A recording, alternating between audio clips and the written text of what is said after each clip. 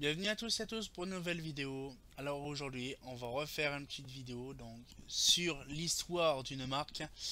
Donc là j'ai voulu donc faire un truc donc, que tout le monde sait que j'adore cette marque là, mais on va découvrir tout ça en images. Donc du coup si je montre ceci, donc les petits extraits de catalogue, voilà.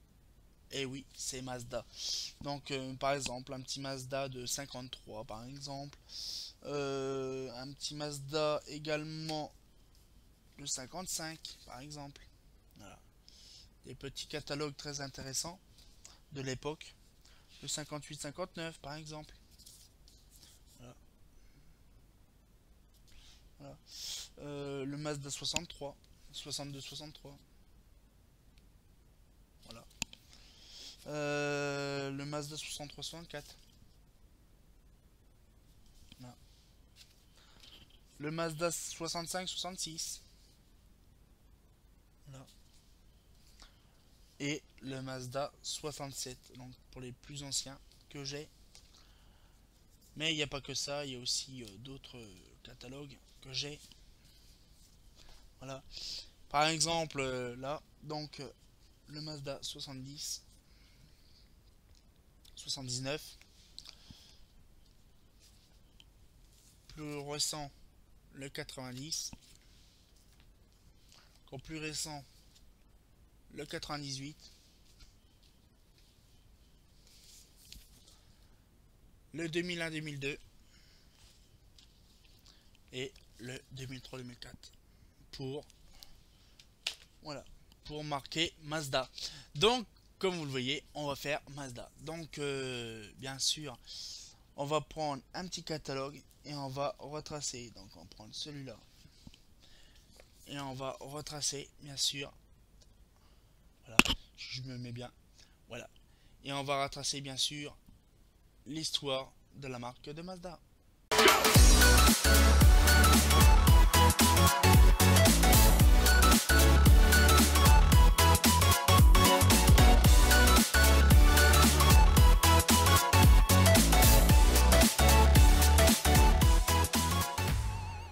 Oui, c'est vrai, Mazda. Oh là, Mazda, fichier avec son Mazda.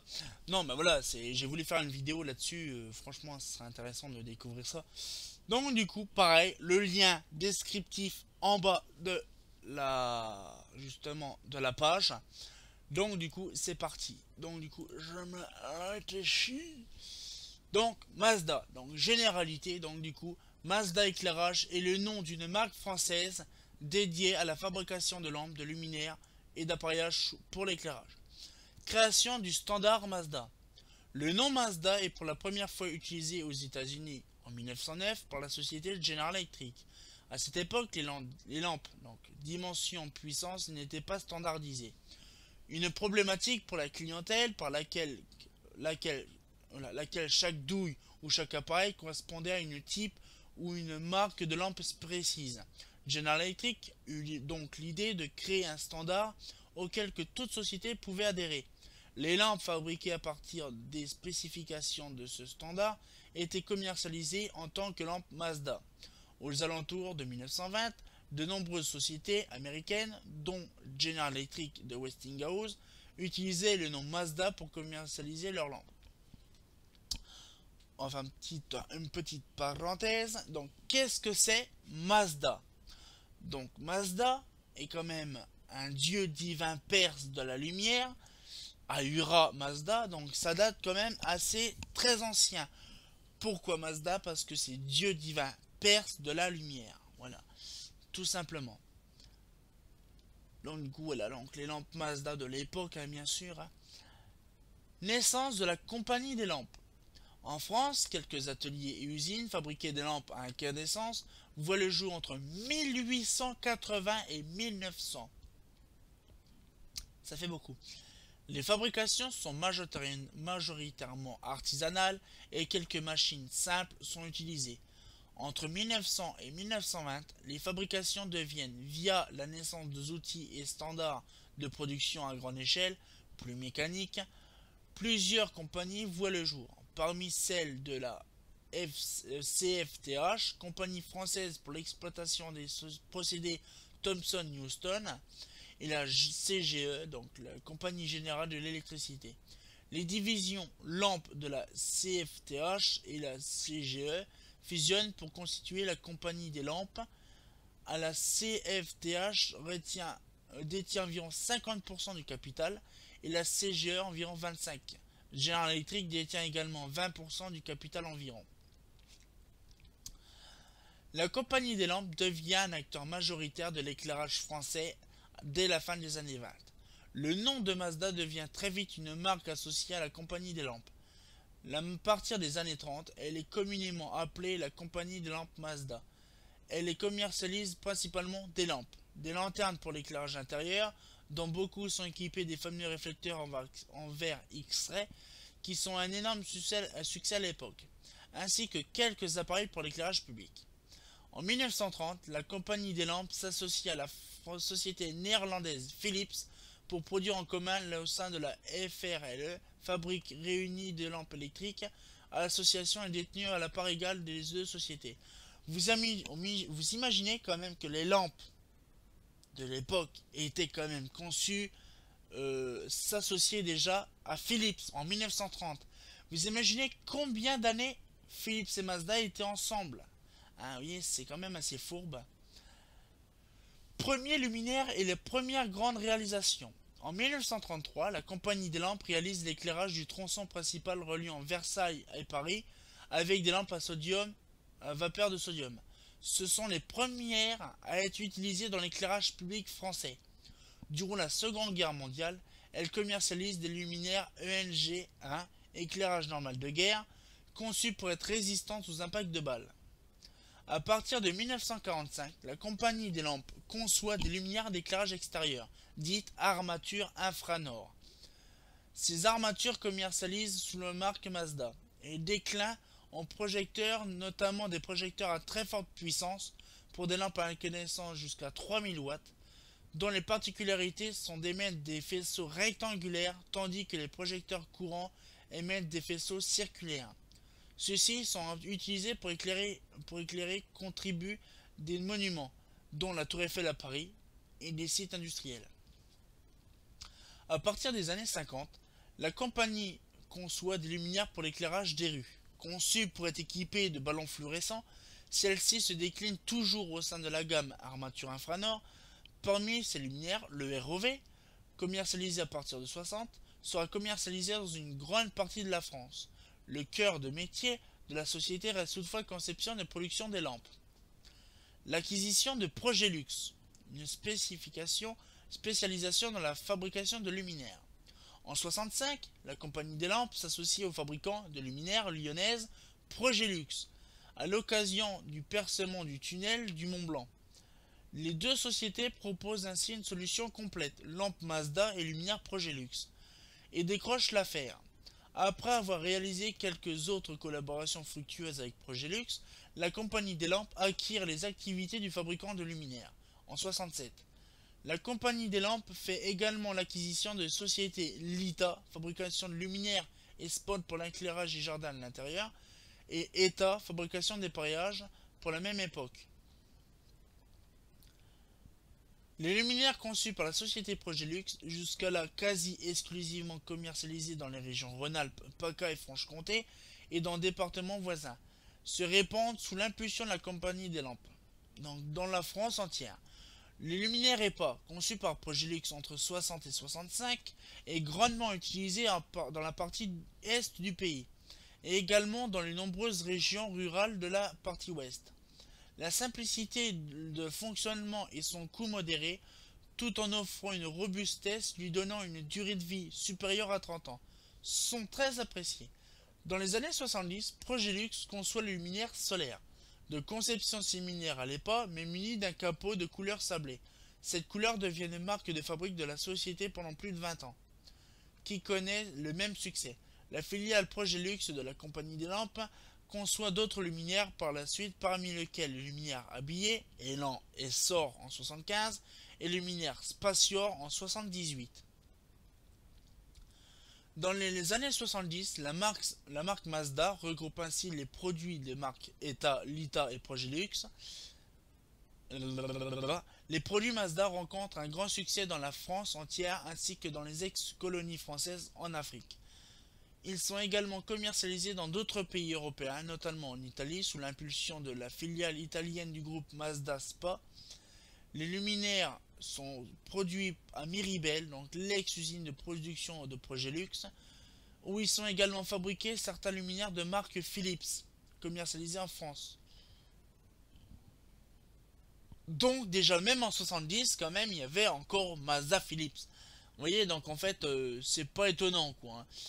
La compagnie des lampes devient Philips. En 1981, le gouvernement François Mitterrand nationalise la CFTH qui devient Thomson ESCSF, toujours actionnaire principal de la compagnie des lampes. La CGE, quant à elle, rachète Alcatel en 68 et Alstom en 1969 et devient Alcatel-Alstom en 91. En 98, Alcatel et Alstom devient Alcatel et revend sa branche GEC Alstom qui devient Alstom. C'est un peu compliqué. Philips étant peu enclin à travailler en collaboration avec une société publique, Thomson SCF se désengage de la compagnie des lampes et celle-ci devient acquise par Philips le 7 septembre 1982. Dans les années qui suivent, le choix opté par Philips est de conserver les deux marques Philips et Mazda en France et de maintenir deux réseaux de vente indépendants, afin notamment de fidéliser de nombreuses clientèles attachées à la marque Mazda. Cette situation dure jusqu'au début des années 2000. Les luminaires toujours plus nombreux dans les années 80-90. Le luminaire Comet, conçu par Progilux, est mis sur le marché à partir de janvier 82 et devient très vite un énorme succès pour l'entité Mazda Éclairage. Il s'agit du plus gros succès de la société. En 2010, plus de 400 000 exemplaires avaient été écoulés en France et à l'export.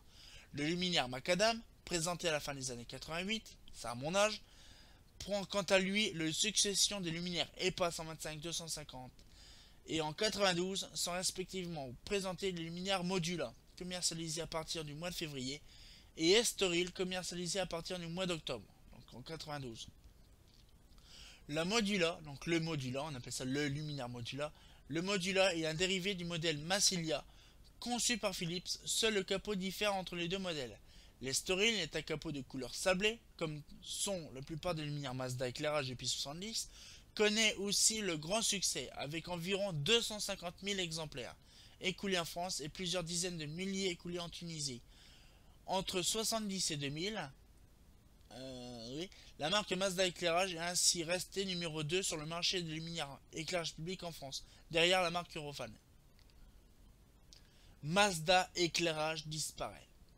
En 1994, Mazda Éclairage et Philips proposent pour la première fois un luminaire en tout point d'antique désigné Junior en tant que produit Mazda Éclairage et Malaga en tant que produit Philips. Seule la couleur standard change, le capot de couleur sablée pour le Junior et de couleur gris clair pour le Malaga. Quelques produits de Mazda Éclairage seront conçus à la fin des années 90, dont le luminaire Estoril P en 98, version plus petite du luminaire Estoril, original rebaptisé Estoril G à l'occasion, le luminaire Poséidon, qui est aussi vendu en tant que luminaire Maillewad par Philips, et encore luminaire JM. Donc la petite Estoril, la petite Junior. À partir de 2002, les réseaux Mazda Éclairage et Philips sont fusionnés, ainsi que le catalogue. Les deux marques coexistent toujours, mais produits Philips sont présentés au catalogue Mazda Éclairage et vice versa. Les luminaires Mazda Éclairage et Philips sont proposés par un même réseau de distribution à partir de 2007. Donc là, arrive en 2006, ce catalogue-là, le guide lumière donc de Mazda Philips en 2006, la dernière époque justement de ça. À partir de 2007, les produits jusque-là vendus et étiquetés comme produits Mazda sont désormais vendus et étiquetés comme les produits Philips. C'est notamment le cas des luminaires Comet et Estoril, toujours commercialisés à cette époque. La production de ces luminaires considérés comme anciens, juste là réalisés à Miribel en France, est transférée à Hamilton au Royaume-Uni. Le centre de production de Miribel se spécialise dans la production de luminaires Philips contemporains, à l'instar des luminaires fonctionnels Iridium et Modena. ou encore le luminaire décoratif City Soul. En 2011, la marque Mazda Éclairage ainsi que son site web disparaît officiellement pour laisser place à 100% à la marque Philips. Les luminaires Comet et Storil sont supprimés au catalogue de Philips, respectivement en septembre 2012 et septembre 2013, mais restent disponibles sur demande. Donc voilà, c'est vrai que Mazda, moi j'ai vraiment beaucoup de catalogues Mazda et donc du coup voilà. Donc ça fait plaisir de voir tout ça parce que voilà, pour moi c'est, comment je peux dire, une marque comme Holophane, Eclatec, c'est vraiment des grosses sociétés qui ont vécu pendant plusieurs années. Hein, vous imaginez quand même qu'il faut dire que Holophane date à peu près de la Tour Eiffel, Mazda date début 20e siècle, Eclatec, on verra ça plus tard, 1920 à peu près. Donc vous voyez, c'est des anciennes sociétés françaises, hein, qui ont été voilà intéressantes quoi de l'époque. Donc voilà, donc j'espère que la petite vidéo vous a plu et qu'on refera d'autres vidéos sur d'autres marques de lanterne parce que ce serait vraiment intéressant de découvrir en gros ce que c'est. Franchement, ça me fait vachement plaisir de parler de tout ça avec vous. Donc, je le redis, le lien descriptif est en bas de la vidéo. Comme ça, vous pourrez voir justement où que ça se situe sur le site de Fosa. Bien sûr, le Fosagora, c'est une référence. Donc, du coup, voilà, on peut se baser là-dessus. Et donc, du coup, voilà, donc on se retient en jus pour une nouvelle vidéo. Donc, à plus tard. Et bien sûr, bah c'est pas faux, hein.